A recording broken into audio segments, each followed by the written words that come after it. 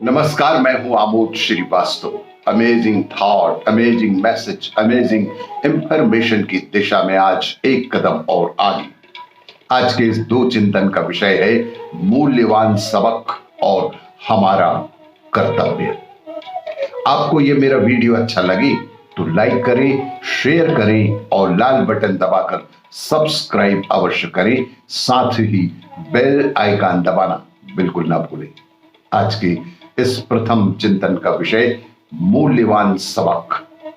भगवत गीता में भगवान श्री कृष्ण कहते हैं, युक्तः कर्म फलम त्यक्त्वा शांति माप्नोति नैष्ठिकीम् आयुक्तः कामकारेण फले सक्तो निबध्यते। भगवान श्री कृष्ण हमें अपने सभी कार्यों को उनके चरणों में अर्पित करने और अपनी अपेक्षाओं को त्यागने की सलाह देते हैं। उनका कहना है कि एक सच्चा योगी फल की इच्छा किए बिना अपने कार्य को करते रहता है।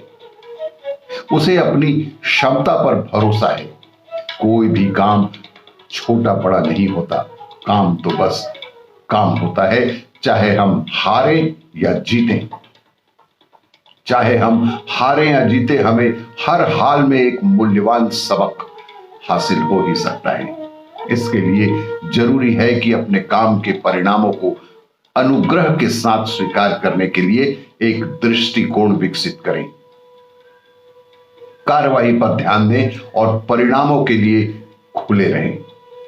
आपकी अधिकांश गतिविधियां दूसरों पर भी निर्भर है, इसलिए परिणाम हमारे हाथ में नहीं होता। आप केवल वही कर सकते हैं जो आपके दायरे में है। आपके दायरे को समझें और अपने हर काम में अपना सर्वश्रेष्ठ देने का प्रयास करें।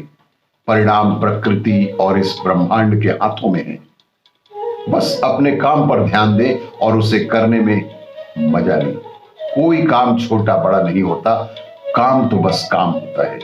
अपने कार्य को ईश्वर के चरणों में अर्पित करते हुए हम इस भय से स्वयं को मुक्त कर लेते हैं कि हमारे काम का परिणाम क्या होगा,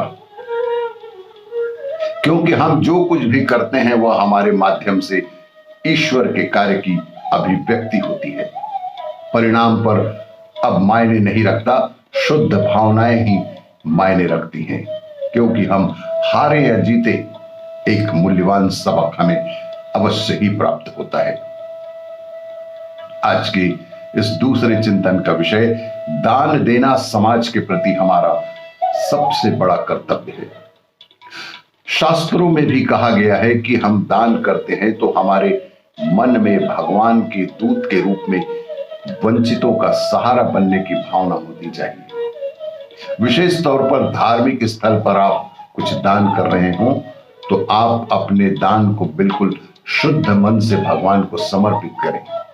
बदले में कुछ भी उम्मीद किए बिना सिर्फ सद्भावना के साथ जब यह काम होता है तभी दान का महत्व होता है और यही कार्य दान कहलाता है। हमारे पास जो धन है उसमें से कुछ जरूरतमंद व्यक्ति को देना समाज और ईश्वर के प्रति हमारा परम कर्तव्य है। देने की कोई सीमा नहीं है। जीतने का सामर्थ्य हो और जो उचित लगे उतना ही दे। इस तरह आपकी मेहनत की कमाई का सदुपयोग होगा। हमारे पास हमारी आवश्यकता से ज्यादा जो भी है वह हम उसे समाज को वापस दे देते हैं ताकि कोई और अच्छा जीवन जी सके। लेकिन जब भी आप ऐसा करते हैं तो ऐसा करते समय चुपके से आपके अंदर अहंकार आ जाता है। तब महसूस करें कि आप किसी पर एहसान नहीं कर रहे हैं। अपने अंदर के अहंकार को तत्काल ही मार डालें, बल्कि एक जिम्मेदार नागरिक और भगवान के भक्त के रूप में अपना नैतिक कर्तव्य निभा रहे हैं ऐसा महसूस करें। किसी की मदद केवल उसकी भलाई के लिए ही करनी चाहिए, किसी अन्य कारण से, किसी अपेक्षा से नहीं करनी चाहिए।